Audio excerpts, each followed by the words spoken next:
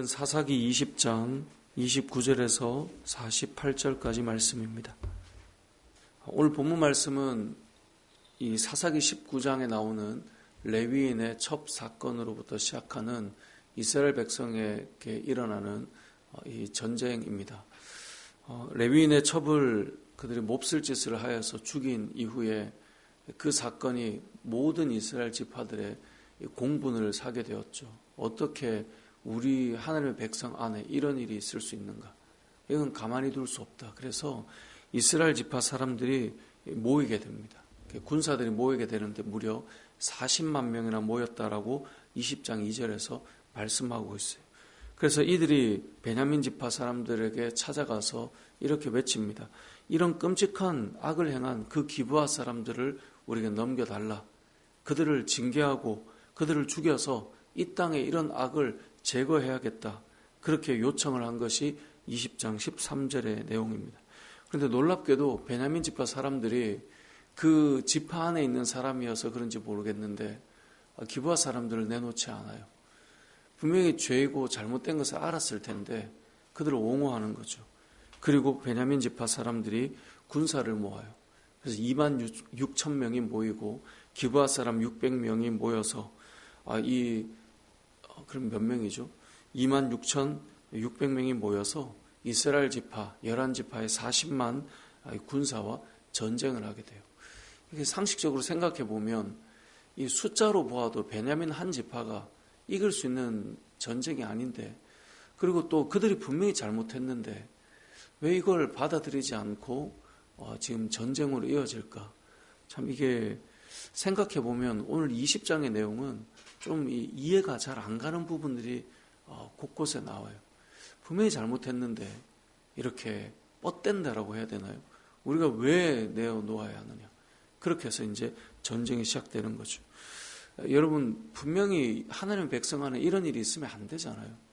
그런데 이런 일이 있는 것에 대해서 보호하고 방어해서 전쟁이 일어나면 그 제 마음 같아서는 하나님께서 분명하게 좀 응징하셔가지고 아니 어떻게 이렇게 할 수 있느냐, 기브아 사람들이 너무나 잘못한 거 아니냐라고 해서 한 번에 좀 단칼에 혼을 좀 내줬으면 좋겠는데, 놀랍게도 전쟁이 시작됐는데 이스라엘 지파의 11지파 연합군인 그 40만 명과 지금 2만 6천 명이 모여있는 베냐민 지파와의 전쟁 속에 이스라엘 지파가 1차적으로 패배를 해요.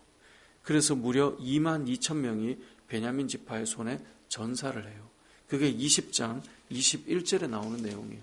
20장 21절에 보면 베냐민 자손이 기브아에 나와서 당일에 이스라엘 사람 2만 2천 명을 땅에 엎드러뜨렸다라고 나와요. 이렇게 해서 1차적으로 전쟁이 끝이 나요. 그러니까 이제 이스라엘 백성 얼마나 황당하겠어요. 이건 분명히 저들이 잘못한 건데 우리를 응징하기 위해서 모였는데 우리가 진 거죠. 다시 이들이 전열을 가다듬고 그 다음날 다시 전투가 시작돼요. 자, 다시 전투가 시작되었을 때 다시 시작된 이 전투에도 베냐민 지파가 승리해요. 숫자로 봐도 너무나 부족하고 이 의로움을 우리가 비춰보아도 베냐민 지파가 진작에 혼이 나야 되는데 베냐민 지파가 또 승리합니다. 그래서 무려 18,000명이 전사했다라고 오늘 본문은 말씀하고 있어요. 그러니까 이 이스라엘 백성들 입장에는 분명히 하나님의 뜻 안에서, 하나님의 백성 안에서 이건 잘못된 거야라고 시작됐는데 이 전쟁이 뭔가 제대로 흘러가고 있지 않다는 생각이 드는 것이죠. 그래서 하나님 앞에서 다시 제사를 드리고 그리고 다시 세 번째 전쟁을 시작하는데요. 그 세 번째 전쟁이 우리가 읽은 오늘 본문의 내용입니다. 29절에 보니까 이스라엘이 기브아 주위에 군사를 매복하고요. 이스라엘 자손이 셋째 날에, 그러니까 세 번째예요. 베냐민 자손을 다시 치러 올라가는 겁니다. 자, 이때는 전략을 좀 바꿉니다. 두 번을 크게 패했기 때문에 마치 또 동일하게 패하는 것처럼 싸우다가 이렇게 달아나는 방법을 씁니다. 마치 이 가나안 땅을 정복할 때 아이성을 점령할 때 처음에 패배하고 두 번째도 패배하는 것처럼 도망가다가 매복을 하여서 치는 것처럼 그렇게 도망가는 척을 하다가 이제 매복을 하였다가 이제 베냐민을 치는 내용이 오늘 본문의 내용입니다. 이제 그렇게 해서 베냐민 지파를 철저하게 응징했다라고 오늘 본문에 말씀이 나와요. 오늘 본문을 읽을 때 20장 전체를 우리가 앞부분을 보지 않고 지금 29절부터 보니까 우리는 분명히 의로운 싸움이라고 생각하고 이게 맞다라고 생각하고 또 그게 실제로 맞아요. 그런데 그것이 늘 매끄럽게 이루어지지 않을 때가 있다는 것을 보게 돼요. 왜 그럴까? 그 이유를 이제 사람들은 결과론적으로 찾아내요. 이런 게 없었으니까 패배한 거야. 근데 분명히 첫 번째 전투도 하나님 앞에 묻고 올라갔고요. 두 번째 전투도 하나님 앞에 묻고 올라갔단 말이에요. 그러니까 참 우리가 모든 것에서 답을 다 낼 수 있는가라고 묻는다면 참 그건 어렵다는 생각을 늘 해보게 돼요. 많은 사람들이 우리의 어떤 삶에 있어서 모든 문제에 답을 다 가진 것처럼 이야기할 때가 있지만 때로는 그게 납득이 안 될 때가 있어요. 그러니까 오늘 본문도 저는 이 성경을 읽을 때 이 대부분은 우리가 이해를 하고 받아들여지지만 어떤 부분은 참 이해가 잘 안 가는 부분이 있는데 저는 오늘 본문의 내용이 왜 하나님께서 이 베냐민 지파의 기브아 사람들이 그 여인을 단체로 이렇게 몹쓸 짓을 하고 그 여인이 죽게 만들었는데 왜 이것을 단칼에 응징하게 하셔서 이들이 너무나 잘못했구나를 깨닫게 해주셨으면 좋겠는데 왜 이걸 꼭 베냐민 지파가 그걸 버텨내는 것처럼 이런 시간들을 보내게 했을까? 그리고 분명히 분노하고 이 잘못된 것이라고 생각했던 사람들의 희생이 1차 전쟁, 1차 전투, 2차 전투를 통해서 이렇게 많은 희생을 내게 하셨을까? 거기에 대해서 어떤 사람은 여기 나오는 대로 세 번째 전투 전에 제사를 드리지 않았다라는 이야기를 한다거나 여러 가지 의미를 부여하지만 사실은 참 어려워요.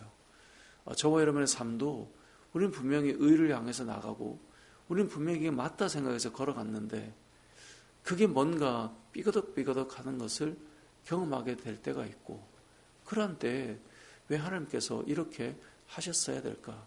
그 답을 얻어가는 것이 때로는 우리의 인생에 참 어렵다라는 생각을 해보게 된다는 것이죠. 물론 결과론적으로 의미를 찾아낼 수는 있지만 우리는 결과가 나오기 전에 과정을 늘 살아가는 사람이잖아요. 이것이 참 어렵지만 우리의 삶 속에 항상 이러한 질문을 던질 만한 일들이 찾아오게 됨에도 불구하고 이스라엘 백성들은 무엇을 합니까? 또 올라가는 것이죠. 하나님께서 원하시는 그 공의가 그 백성 안에 이루어지기를 원하는 마음으로 다시 올라가는 것입니다. 저와 여러분의 삶에 옳은 것을 향해 출발했는데 패배할 때가 없을까? 분명히 있을 거예요. 왜 이렇게 하실까? 분명히 이게 하나님의 뜻일 텐데 그걸 또다시 해보는 거죠. 근데 또 잘 안 돼요. 그런데 분명한 것은 이스라엘 백성들이 이러한 상황에서도 분명히 이 땅에 이러한 일이 또 일어나지 않도록 하겠다라고 하는 그 마음으로 또 올라가고 또 올라가는 것 우리에게도 필요하지 않는가 그런 생각을 해봅니다. 모든 일이 다 순조롭고 매끄럽게만 이루어지면 얼마나 좋겠어요. 근데 그게 아님에도 불구하고 하나님의 뜻을 향해 또 올라가는 이야기가 이제 오늘 본문에 나오는 내용이고 그렇게 해서 결국은 이 전쟁에 승리하게 되는 것. 다시 말해 이스라엘에 이런 악이 있는 것은 옳지 않다는 것이 증명되는 것이 오늘 세 번째 전투에서야 드디어 이루어지게 되는 것입니다. 오늘 본문을 통해 우리가 기억할 첫 번째 메시지는 우리는 분명히 옳음을 향해서 나아가지만 어떤 일들은 한 번, 두 번, 세 번 두드려져야 이루어지는 일도 있습니다. 우리 마음 같아서는 옳은 일은 다 한 번에 다 이루어져서 그 뜻이 분명하게 섰으면 좋겠는데 그렇지 않은 일들이 있다라고 하는 것을 오늘 본문은 보여주는 것이고 그럼에도 그 일을 향해 올라가고 있는 이스라엘 백성들의 모습처럼 우리도 어떤 일은 한 번, 두 번, 세 번, 네 번 반복되지만 그렇게 걸어가야 될 옳음이 있다는 것을 기억해야 된다는 것이죠. 두 번째로 기억할 것은 이렇게 해서 전쟁에 승리를 했으면 이들이 처음에 원했던 게 뭐예요? 기브아 사람들, 그 불량배들만 내놓으라는 거예요. 왜냐하면 그들을 징계해서 이런 악이 또 반복되지 않도록 하자. 이게 원래 출발이었거든요. 근데 전쟁에 패하고 또 패하면서 이스라엘 백성들이 좀 격해진 것 같아요.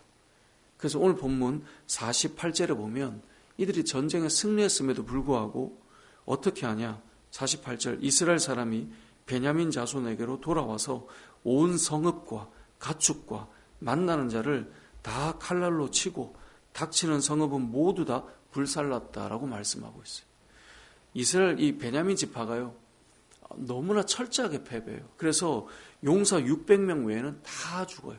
나중에는 베냐민 지파가 그 대를 이어가기가 어려울 것 같아서 이 지금 이스라엘 백성들이 다시 모여서 대책을 세워야 될 정도로 철저하게 응징을 받았어요. 그래서 오늘 47절에 보니까 베냐민 사람 600명이 광야로 도망갔단 말이에요. 그 정도로 응징을 했으면 너희가 정말 잘못한 거야 라고 해놓을 만한데 돌아오면서 이 베냐민 자손에게로 돌아와서 그 성읍과 가축과 만나는 자를 다 불살라버려요.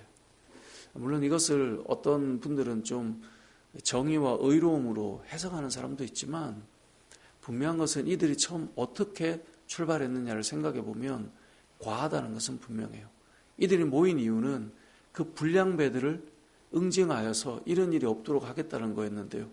이 전쟁이 격해지고 내가 패배하는 그 쓴맛을 보고 나니까 이들이 감정이 복돋아진 거예요.